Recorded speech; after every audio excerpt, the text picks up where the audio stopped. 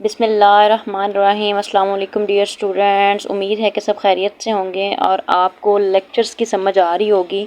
बच्चे नेक्स्ट आज हमारा टॉपिक है मैकेनिज्म ऑफ ब्रीथिंग। तो बच्चे ब्रीथिंग क्या होता है, हमने इसके स्टार्ट की इंट्रोडक्शन में भी पढ़ा था कि intake and out of air. हमने लंग्स के अंदर हवा को लेके जाना है और लंग्स से ही हवा को बाहर लेके जाना है। इसको हम क्या कहते हैं, ब्रीथिंग कहते हैं, सांस लेना। ब्रीथिंग एक फिजिकल प्रोसेस होता है। क्या है? Physically process. जो हम फिजिकली काम कर रहे होते हैं उसको कहते हैं breathing. In which air is taken into the lungs and expelled out of the lungs. There are the two steps of the respiration. Inhalation, इसको इंस्पायरेशन भी कहते हैं, एंड एक्सहेलेशन, एक्सपायरेशन भी कहते हैं। सबसे पहले हम देख लेते हैं इनहेलेशन क्या होता है, इंस्पायरेशन भी बच्चे इसको कहते हैं। तो इसको हम देखते हैं बच्चे। इनहेलेशन, इंस्पायरेशन, इन का मतलब होता है अंदर, इनसाइड, और हिलेशन का मतलब होता है सांस लेना। मतलब आप सांस को क्या कर रहे हैं, इनटेक कर रहे हैं इनटू द लंग्स। सांस को आप लंग्स के अंदर लेके जा रहे हैं। इस प्रोसेस को क्या कहते हैं, इनहेलेशन और इंस्पायरेशन कहते हैं। इस प्रोसेस के फॉलोइंग इवेंट्स हैं, कुछ मैकेनिज्म है कि इनहेलेशन या फिर इंस्पायरेशन होती कैसे है। तो बच्चे क्या होता है, intercostal muscles between the ribs contract. अब इंटरकोस्टल मसल्स क्या होते हैं बच्चे, ये जो रिब्स होती है ना हमारी, ऐसे रिब्स होती हैं, ठीक है, पसलियां जिसको कह देते हैं। अब इन रिब्स के दरमियान में जो मसल्स होते हैं, ठीक है, इन रिब्स के दरमियान में जो मसल्स होंगे उनको बोलते हैं इंटरकोस्टल मसल्स। उनको क्या बोलते हैं, इंटरकोस्टल मसल्स बोलते हैं। इंटरकोस्टल मसल्स रिब्स के दरमियान में होते हैं, वो क्या हो जाएंगे, कॉन्ट्रैक्ट हो जाएंगे। और उस कॉन्ट्रैक्शन के दौरान रिब्स जो है वो क्या होंगी, अपवर्ड बाहर की तरफ, अपवर्ड ऊपर की तरफ, एंड आउटवर्ड हो जाएंगे, ठीक है। इंटरकोस्टल मसल्स जब कॉन्ट्रैक्ट होंगे तो क्या होंगी, हमारी जो रिब्स हैं वो क्या हो जाएंगी, ऊपर को उठ जाएंगी और आउटवर्ड बाहर को उभार बन जाएगा। इस दौरान क्या होता है, डायाफ्रेम जो हमारा, हमने प्रीवियस लेक्चर के अंदर भी मैंने आपको इन डिटेल बताया था कि ये मस्कुलर होता है, मसल्स का बना होता है। जो डायाफ्रेम होता है लंग्स के नीचे होता है, ये क्या होता है, ये भी कॉन्ट्रैक्ट होता है एंड डाउनवर्ड, और वो नीचे की तरफ हो जाता है। वॉल्यूम ऑफ चेस्ट कैविटी, जो वॉल्यूम होता है वो इंक्रीज हो जाएगा। प्रेशर जो है वो चेस्ट कैविटी का डिक्रीज हो जाएगा और इस दौरान हवा जो है वो लंग्स के अंदर चली जाएगी, ठीक है। दूसरा जी स्टूडेंट्स, हमारा नेक्स्ट है एक्सहेलेशन और expiration. Exhalation means moving the air out of the lungs. इसके भी फॉलोइंग इवेंट्स हैं, तो इसको हम देखते हैं। शॉर्ट फॉर्म में मैंने लिखा है एक्सहेलेशन, एक्सपायरेशन को कहते हैं। एक्स का मतलब ही क्या होता है, आउट, बाहर कर देना।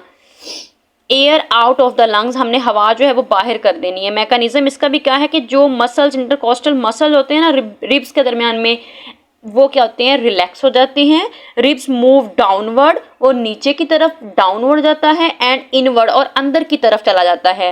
जो डायाफ्रेम है वो भी क्या हो जाएंगे, रिलैक्स हो जाएगा और अपवर्ड, ऊपर की तरफ उठ जाएगा। जो वॉल्यूम है चेस्ट कैविटी का वो क्या हो रहा है, इसमें डिक्रीज हो रहा है, और प्रेशर क्या हो रहा है इनसाइड द चेस्ट, वो इंक्रीज हो रहा है। ये बहुत ही आसान जो है वो वे है, और मैंने इसको डिफरेंस जो है वो बहुत आसान इसका बनाया है, बहुत ही आपको इजीली इसकी समझ आएगी। ये देखें, मैंने इसको डिफरेंस जो है वो बहुत ही आसान वर्ड्स के अंदर लिखा है ताकि आपको समझ आ जाए। ये बिल्कुल एक दूसरे के ऑपोजिट होता है कि अगर एक काम वो कर रहा है तो दूसरा उसके बिल्कुल ऑपोजिट काम करेगा। देखिए, रिब्स मसल अगर इधर कॉन्ट्रैक्ट हो रहे हैं इनहेलेशन के अंदर, तो यहाँ पर रिब्स मसल क्या हो जाएंगे, रिलैक्स हो जाएंगे।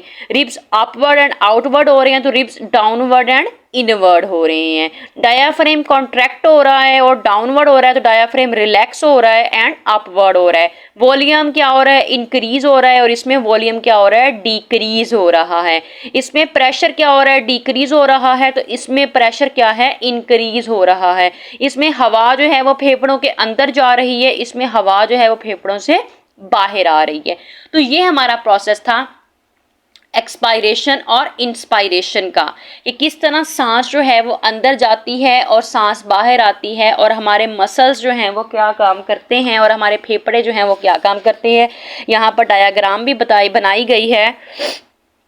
ये वाली डायग्राम जो है वो इंस्पायरेशन इनहेलेशन को शो कर रही है और ये वाली किसको कर रही है, एक्सहेलेशन को कर रही है कि अगर हवा अंदर जाएगी तो रिब्स जो हैं वो एक्सपेंड हो जाएंगे। यही हमने चीज़ पढ़ी थी ना कि वो क्या हो जाएंगे, आउटवर्ड आ जाएंगे, मतलब कि फैल जाएंगे, उभार उनका हो जाएगा और जो डायाफ्रेम है वो डाउन हो जाएगा, नीचे की तरफ आ जाएगा और इसमें हवा जब बाहर आएगी तो वो क्या हो जाएंगे, रिब के जो है वो इनवर्ड अंदर की तरफ चला जाएगा, ठीक है, वो इनवर्ड हो जाएगा और डायाफ्रेम क्या हो जाएगा, मूव्स अप, ऊपर की तरफ उठ जाएगा। ये देखिए बच्चे, ये आपको पिक्चर जो मैं दिखाया साफ नजर आ रहा है कि ये चौड़ाई में आ रहा है ज़्यादा, ठीक है, और ये कॉन्ट्रैक्शन में आ रहा है। तो ये हमारे पास डायग्राम से भी शो हो रहा है और वैसे भी आपको मैंने इसका डिफरेंस बहुत ही आसान वर्ड्स में भी लिख के बता दिया है।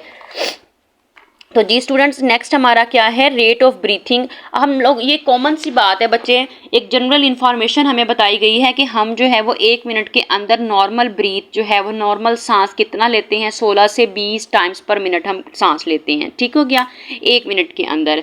लेकिन जब हम बहुत ज़्यादा हार्ड एक्सरसाइज कर रहे होते हैं, कोई भी भाग दौड़ कर रहे होते हैं या कोई भी मतलब कि हार्ड वर्क किया है हमने, कोई काम किया है, तो क्या हो जाता है कि हमारी बॉडी, हमारे लंग्स के अंदर जो है वो कार्बन डाइऑक्साइड की जो है वो ज़्यादा प्रोड्यूस हो जाती है, उसकी कंसंट्रेशन ज़्यादा हो जाती है। तो जो रिस्पायरेटरी सेंटर हमारा जो ब्रेन है वो क्या करता है, इस चीज़ को डिटेक्ट करता है और फ़ौरन जो है वो कहता है कि इससे पहले कि कार्बन डाइऑक्साइड हमारे ब्लड के अंदर शामिल हो और हमें उसका नुकसान हो, वो फ़ौरन मैसेज किसको भेजता है, it send the message to the muscles, ribs, वो हमारे रिब्स के मसल्स को और डायाफ्रेम को क्या कर देता है, मैसेज भेज देता है। उस मैसेज के दौरान क्या करते हैं, हम तेज तेज सांस लेते हैं, तो स्पीड ऑफ कॉन्ट्रैक्शन और रिलैक्सेशन वो भी कर जाती है, मसल्स की इंक्रीज हो जाती है। सो ब्रीथिंग जो हो, तो हमारा ब्रीथिंग रेट उसमें क्या होता है, 30 to 40 टाइम्स पर मिनट होता है। अगर हम बिल्कुल नॉर्मल बैठे हैं, कोई काम नहीं कर रहे, बिल्कुल रिलैक्स बैठे हैं, तो हमारा क्या है, time of breathing 60 to 20 minutes पर टाइम्स पर मिनट है। लेकिन हम रनिंग कर रहे हैं, हार्ड एक्सरसाइज कर रहे हैं, कोई भी काम कर रहे हैं, तो हमारा रेट ऑफ ब्रीथिंग जो है वो 30 to 40 टाइम्स पर मिनट होता है। क्यों? क्योंकि जब हम, आप लोगों ने कॉमन सी एग्जांपल है बच्चे, जब आप तेज तेज भाग रहे होते हैं, एक्सरसाइज कर रहे होते हैं, काम कर रहे थे, तो आपको सांस फूल जाता है, आपको बहुत तेज तेज सांस चढ़ रहा होता है, ठीक है, तो आप मुंह खोल के भी सांस ले रहे होते हैं, ठीक है, तो जब मुंह खोल के भी सांस ले रहे होते हैं तो वो इसी वजह से होता है कि जो हमारा ब्रेन होता है ना, वो हमारे रिब्स और डायाफ्रेम को मैसेज भेजता है कि जल्दी जल्दी सांस लो, ताकि कार्बन डाइऑक्साइड जो है वो आपके खून के अंदर शामिल ना हो जाए और जो अंदर कार्बन डाइऑक्साइड चली गई है वो जल्दी जल्दी से खारिज करो, उसको बाहर, उसको लंग्स से क्या करो, बाहर रिलीज कर दो, ठीक है। तो इसके दौरान जो है वो क्या होता है, हम तेज तेज सांस लेते हैं और हमारी जो एक्सेस ऑफ कार्बन डाइऑक्साइड हमारे अंदर लंग्स के अंदर गई थी वो जल्दी जल्दी जो है वो हम एक्सपेल आउट कर देते हैं और हमारा सांस जो है वो 30 to 40 टाइम्स पर मिनट होता है। इसमें कोई मुश्किल चीज़ थी ही नहीं। जी बच्चे, नेक्स्ट हमारे पास है composition of inhaled and exhaled air के बारे में। हमने ऑक्सीजन की कंसंट्रेशन हम इंस्पायर कितनी करते हैं, अंदर कितनी लेके जाते हैं हम, 21%, और बाहर खारिज कितनी करते हैं, 16%। कार्बन डाइऑक्साइड जो है वो हम अंदर कितनी लेके जाते हैं, 0.04%, और आउटसाइड हम बाहर कितनी भेजते हैं, 4%। नाइट्रोजन जो है उसकी परसेंटेज कितनी है हमारी हवा के अंदर जो हम लेके जा रहे हैं, 79%, और एक्सपायर भी हम उतनी ही करते हैं, 79%। बाकी जो वाटर वेपर्स होते हैं, टेम्परेचर होता है, डस्ट पार्टिकल होते हैं बच्चे, वो वेरिएबल होते हैं, मतलब मुख्तलिफ होते हैं, वो एक जैसे नहीं होते। वाटर वेपर्स जो है वो सैचुरेटेड होंगे, टेम्परेचर जो है वो almost equal to the body temperature, जितना हमारी बॉडी का टेम्परेचर होता है 37 to 38 डिग्री सेंटीग्रेड, उतना ही टेम्परेचर हवा का अंदर लेके जाने वाली का और बाहर लेके आने वाली का होगा। डस्ट पार्टिकल जिसके भी वेरिएबल होते हैं, और ऑलमोस्ट जो डस्ट पार्टिकल हमने एक्सपेल करने होते हैं वो ऑलमोस्ट होते ही नहीं है, नन होते हैं। तो जी बच्चे, ये था आज का हमारा छोटा सा टॉपिक, मैकेनिज्म ऑफ ब्रीथिंग, जिसमें हमने इंस्पायरेशन और एक्सपायरेशन को स्टडी किया, रेट ऑफ ब्रीथिंग को स्टडी किया, और हमने इनकी कंपोजिशन देख ली, डिफरेंट गैसेस की जो है वो हमने कंपोजिशन देख ली। होप सो आपको इस लेक्चर की समझ आई होगी। अगर आपको लेक्चर अच्छा लगा तो मेरे चैनल को लाइक एंड सब्सक्राइब ज़रूर कीजिएगा। Thank you so much. अल्लाह हाफिज़।